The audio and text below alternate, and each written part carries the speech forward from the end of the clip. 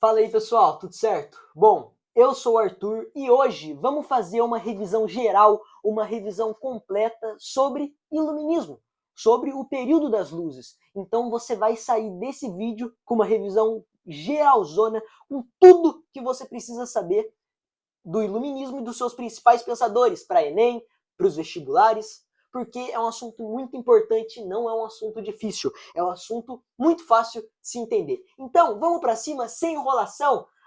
Bora lá. Então, iluminismo. O que é o iluminismo?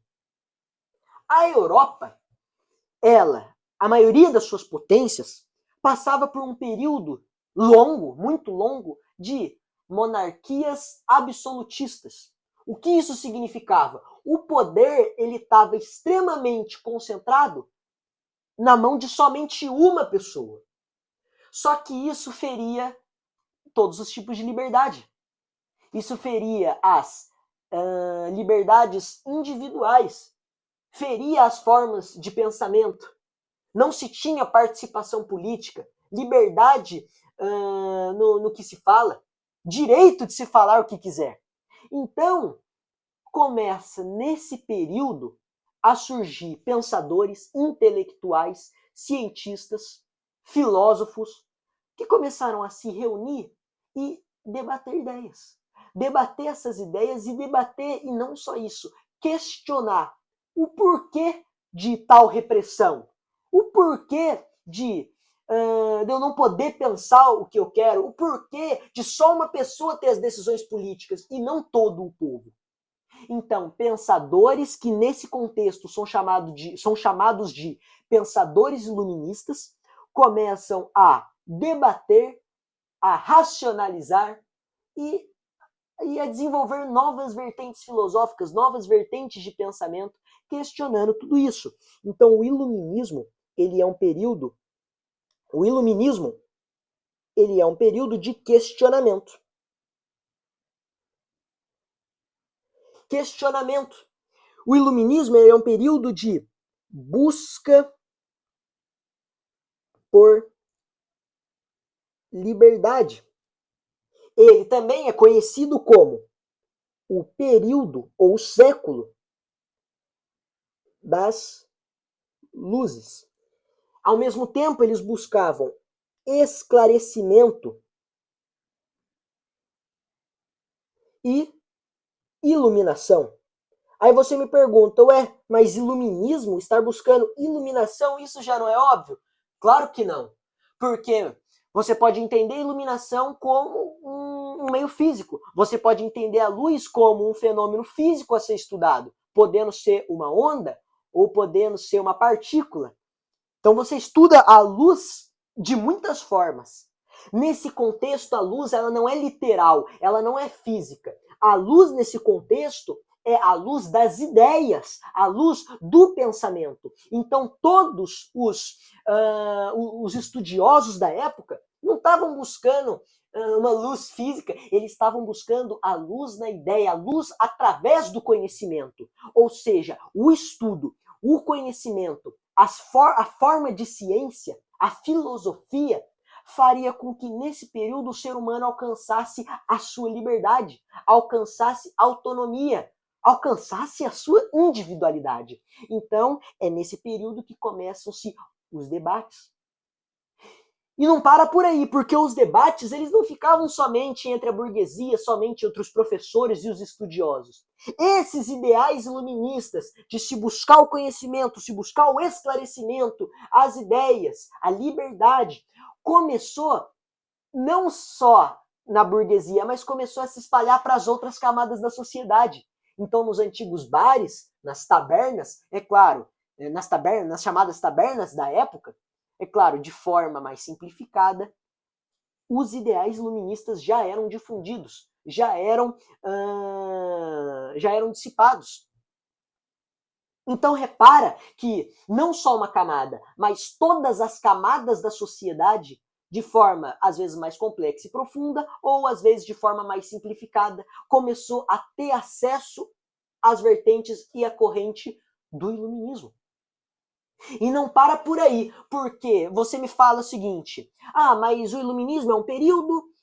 Porque o problema é que as pessoas estudam história pensando que o iluminismo é uma coisa, a revolução industrial é outra, a liberdade, a independência de um país é outra coisa. Por quê? Porque o sistema educacional brasileiro faz com que as ciências exatas sejam aplicadas às ciências humanas, onde uma coisa anula a outra, onde tudo se tem um resultado certeiro, exato, tudo é tudo é exato. Só que as ciências humanas não funcionam dessa forma, porque uma coisa não anula a outra. Na verdade, uma coisa influencia a outra. Então, o iluminismo como corrente filosófica, além de estar presente em muitas camadas ali da sociedade europeia, ele começou a ser difundido pelo mundo e começou a influenciar a independência de muitos países. Você quer um exemplo?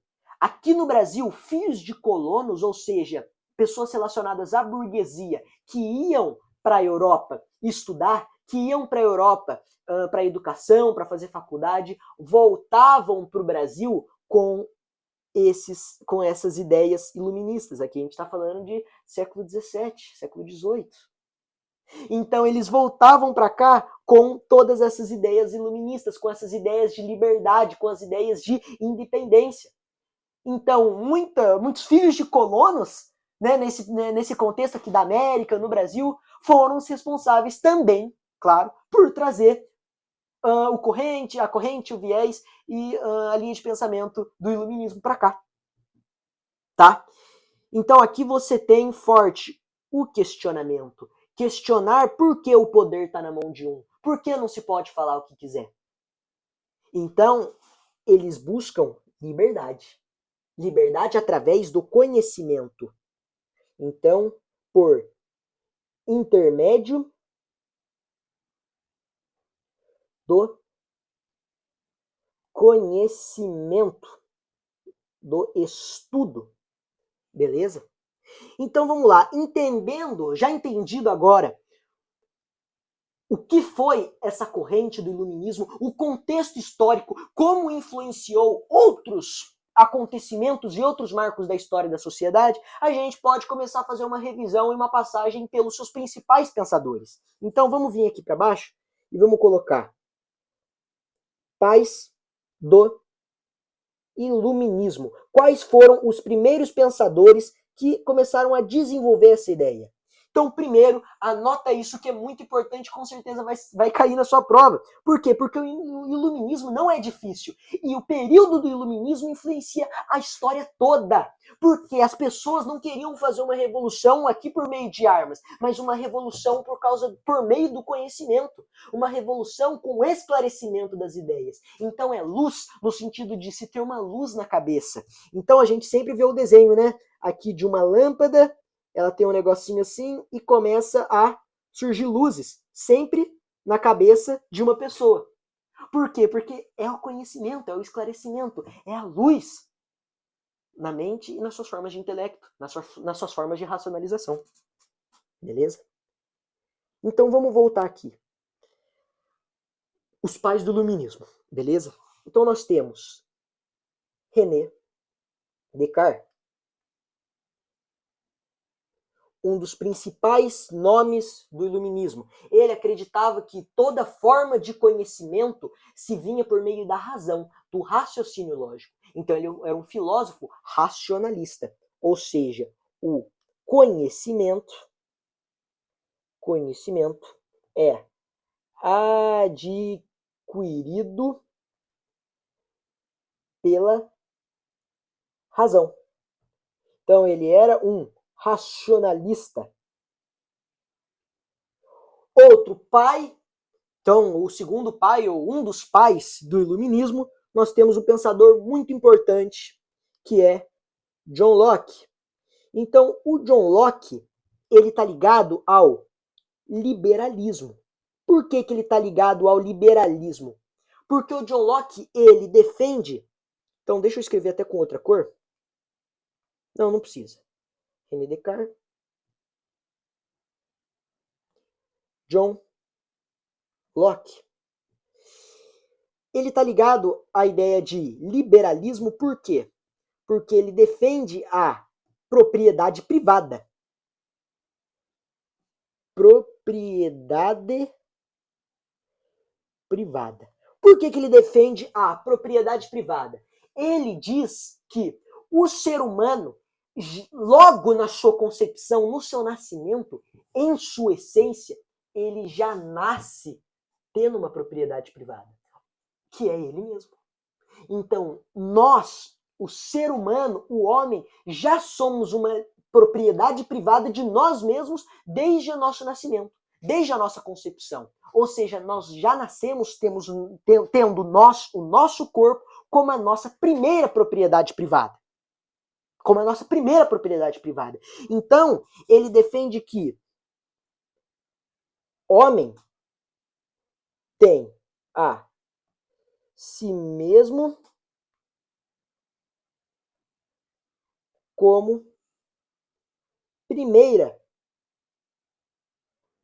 propriedade privada. Aí você me pergunta, poxa, propriedade privada? Sim, porque ele está num período, lembra, da Europa, em um período de absolutismo, ou seja, não se existia propriedade privada. Todas as terras, tudo, as principais riquezas, tudo de mais importante estava concentrado na mão da monarquia, estava concentrado na mão de um rei, na mão de um monarca. Então, por isso ele vai defender essa propriedade privada, onde os homens, onde a burguesia, onde a plebe, o que for, todo ser humano tem direito de ter a sua coisa individual. Lembra? Um período de individualismo, de liberdade, de independência, seja ela mental ou física.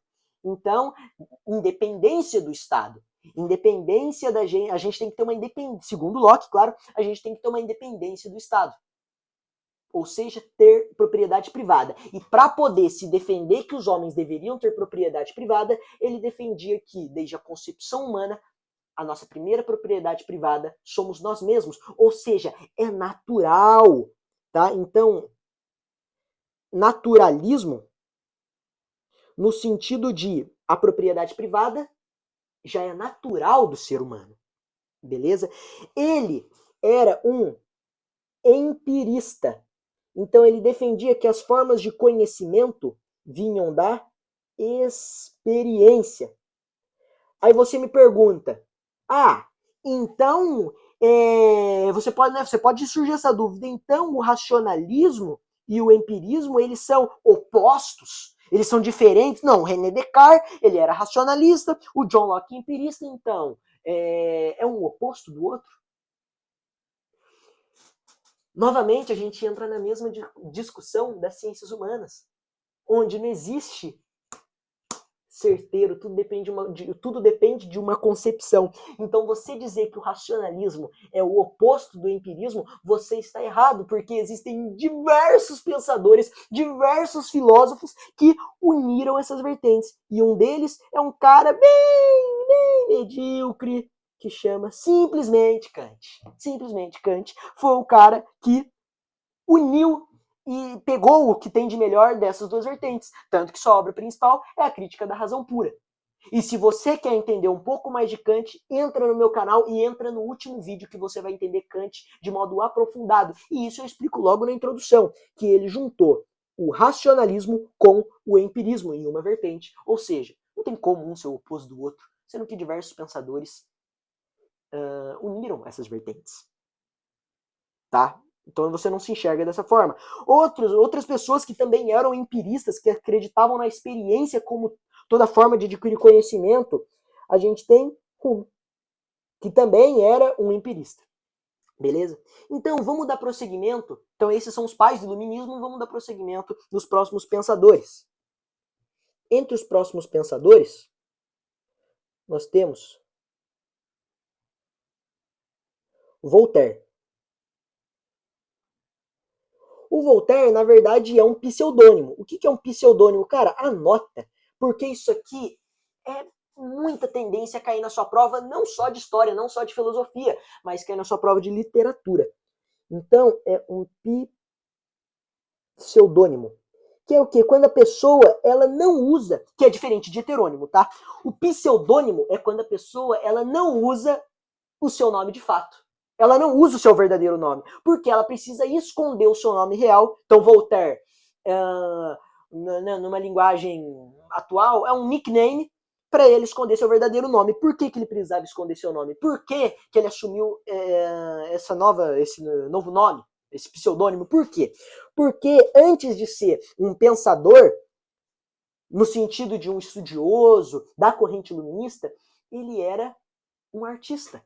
Então, ele era um autor e ele fazia peças, ou seja, ele fazia teatros, peças com sátiras. Então, ele fazia teatros satíricos.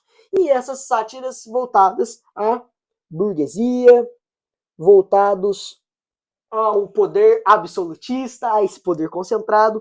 Então, o Voltaire, ele basicamente é um defensor da liberdade.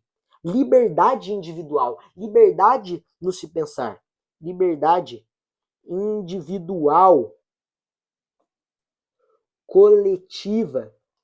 Então, liberdade individual, coletiva. Liberdade no pensar, liberdade no pensamento, liberdade no conhecimento, todas as formas de liberdade. Uma questão que pode cair na sua prova, principalmente prova de segunda fase, e que também pode ser, né, um ponto, um tópico aqui, que pode ser usado como repertório, é uma frase. E essa frase se diz assim: posso até não concordar com nada do que dizes, mas lutarei até o fim pelo direito de dizer isso.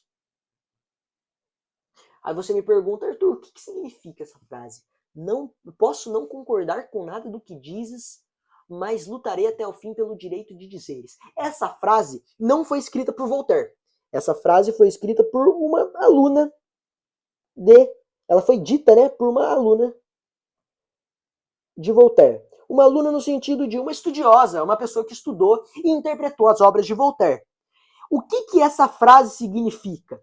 Essa frase significa que o ser humano, ele deve ter a sua liberdade de pensamento, ele deve ter a sua liberdade de expressão, independente da opinião do próximo. Então, eu posso até não concordar com o que você fala, mas isso me dá o direito de ir contra, de te reprimir, de te oprimir, como o Estado absolutista faz nesse período? Tá vendo que todos os pensadores, a gente está falando de René Descartes. Opa, vamos voltar aqui. A gente está falando de René Descartes, estamos falando de John Locke, estamos falando de Voltaire. Tudo entra no mesmo ponto que é absolutismo, no sentido de uma luta pelo absolutismo, uma luta por essa liberdade que o absolutismo não permite. Então, peraí. O homem, ele deve ter liberdade, mas só a liberdade de falar o que eu quero que ele fale? De ouvir o que eu quero que ele ouça? Não. Por isso, essa foi uma interpretação da aluna de Voltaire. Posso até não concordar com nada do que dizes, mas lutarei até o fim pelo direito de dizeres. Beleza? Vamos pro próximo? Já falamos sobre Voltaire, agora vamos falar um cara muito importante, que é o Rousseau.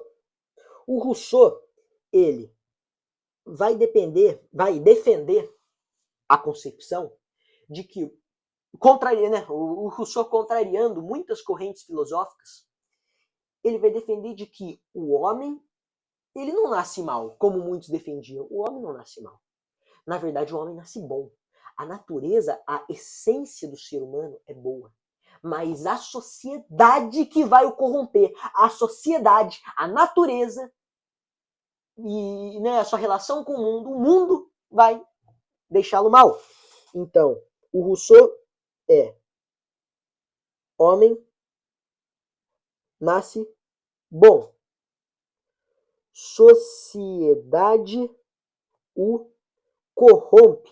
Ou seja, o estado de repressão, de opressão, de corrupção, falta de liberdade, brigas. Ou seja, a natureza que vai corromper, porque o homem, em sua essência, ele não é mau, ele é bom. Mas todas essas adversidades presentes na sociedade que o vão tornar uma pessoa ruim. Ele também vai defender o contrato social. O contrato social fala que os homens, eles devem viver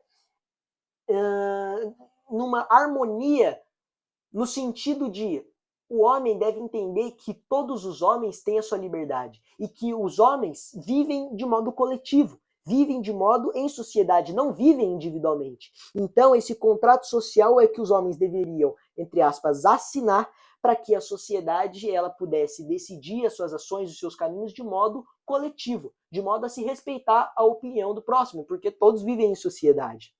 E, juntamente com isso, você já consegue entender de que ele era a favor da democracia.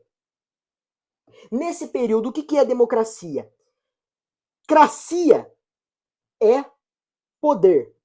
Demo é todos. Então, demo, todos. Cracia, poder. Ou seja, nesse contexto aqui, o poder estaria na mão de todos, mas isso você tem que entender que é diferente de ditadura da maioria. Ditadura da maioria. Porque a ditadura da maioria vai falar que o quê? Que a maioria, que a maior parte da população vai tomar o poder e decidir o que ela quer, bem quer ou não fazer. A democracia é você, mesmo com todas as diferenças e divergências entre os homens, por meio desse contrato social, o poder está concentrado na mão de todos, no sentido de todos poderem debater, todos poderem ter o direito de decidir as escolhas e os caminhos da história. Então, é isso que ele vai defender essa democracia, esse contrato social. O Rousseau também vai defender a educação pública. Então, educação pública, ou seja, gratuitamente, desde a infância, os seres humanos começarem a ter educação em relação ao senso crítico, à utilização da razão, da discussão, do debate. Então, ele vai defender a educação pública também. Vamos seguindo. Outros pensadores muito importantes do iluminismo são Diderot e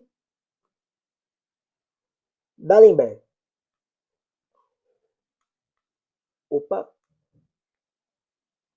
D'Alembert.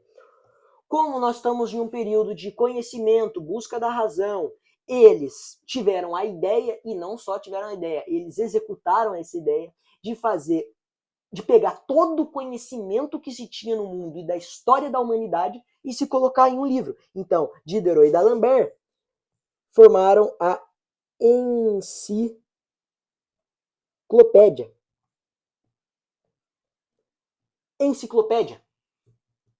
Então, eles pegaram toda a forma de conhecimento do mundo que se tinha na história da humanidade e agrupou em um único lugar, em um único livro, para consulta, para poder se entender até melhor, que viria a ser a enciclopédia, um dos maiores avanços da história da humanidade. Depois de Diderot e D'Alembert, nós temos aqui um dos principais pensadores, isso aqui é um dos nomes mais importantes, não só do iluminismo, mas de todas as teorias econômicas e que até hoje é extremamente debatido, que é Adam Smith. Quem que foi Adam Smith? Ele simplesmente foi o pai do liberalismo. Ele é conhecido como o pai do liberalismo. Ele também defende, na verdade não defende, então Adam Smith foi. Então Adam Smith é conhecido como o pai do liberalismo, beleza? Então Adam Smith é conhecido como o pai do liberalismo. Uma das suas principais obras é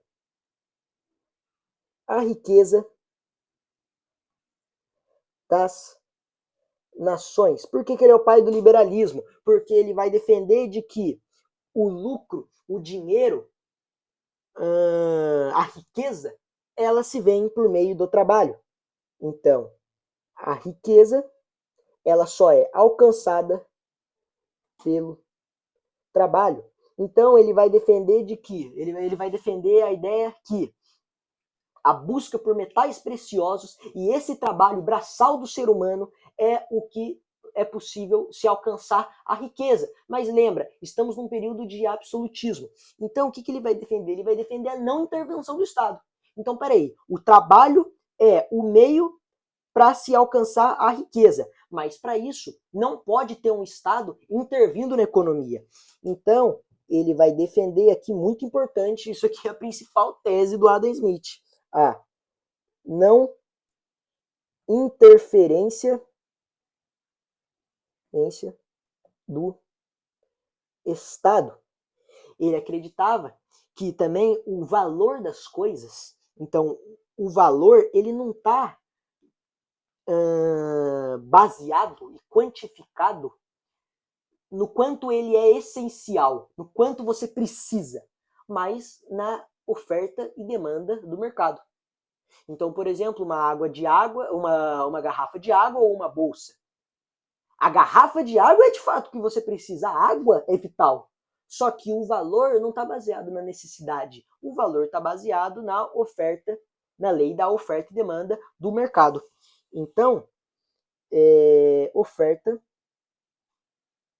e demanda. Isso quantifica o valor. Isso quantifica o valor. Beleza? Então, na interferência do Estado, oferta e demanda. Também nós temos aqui mão invisível do mercado. Nós não precisamos do Estado para intervir na economia, para intervir no mercado. Basicamente, a demanda, a oferta, a procura por um produto, a competição entre os próprios trabalhadores faz com que haja uma mão invisível do mercado. E essa mão invisível do mercado é o que vai regulando os preços, é o que vai gerando e mantendo a competição, a busca por um produto, a oferta, a demanda, tudo isso.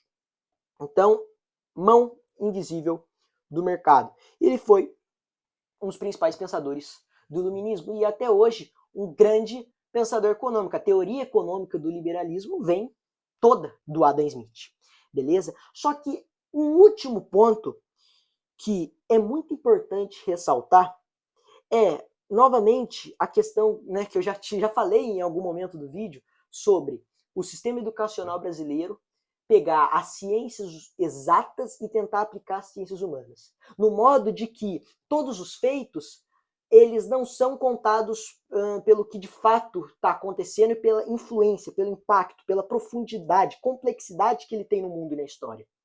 Mas sim de um modo quantitativo. Quer ver eu te dar um exemplo? Você pode me perguntar assim, poxa, sobre Diderot e D'Alembert, a única coisa que eu tenho que saber é a enciclopédia? Sobre Voltaire, a única coisa que eu tenho que saber é a liberdade? Caramba! O Diderot e o D'Alembert pegaram todo o conhecimento do mundo e colocaram numa coletânea. Eles escreveram em um livro que até há 15 anos atrás era utilizado com muita frequência, que é a enciclopédia. Um grande avanço para a humanidade. Ou seja, todo o conhecimento da história concentrado em um livro. Olha o impacto que isso teve para as nações, olha o impacto que isso teve para a ciência, para o conhecimento, para o iluminismo. Você acha que isso é... Cadê o Diderot? 1 ponto? Então, 1 ponto? Por quê? Porque nós temos essa questão, o ser humano tem essa questão da quantificação. Por quê? Por causa das ciências exatas. Não estou criticando as ciências exatas, mas criticando o sistema de se estudar as ciências humanas aplicando as ciências exatas. E nós não podemos fazer isso. Então, é basicamente isso. Só voltando aqui, nós pegamos a definição de iluminismo, os pais do iluminismo e os principais pensadores, Voltaire, Rousseau, Diderot e D'Alembert, Adam Smith. Eu espero que você tenha gostado desse vídeo. Acabou aqui o nosso resumo. E essa foi uma revisão geral para a FUVEST, para o Enem e em História, Filosofia sobre Iluminismo. Espero que você tenha gostado. Deixa o like, se inscreve no canal. Uhul! Vamos para cima!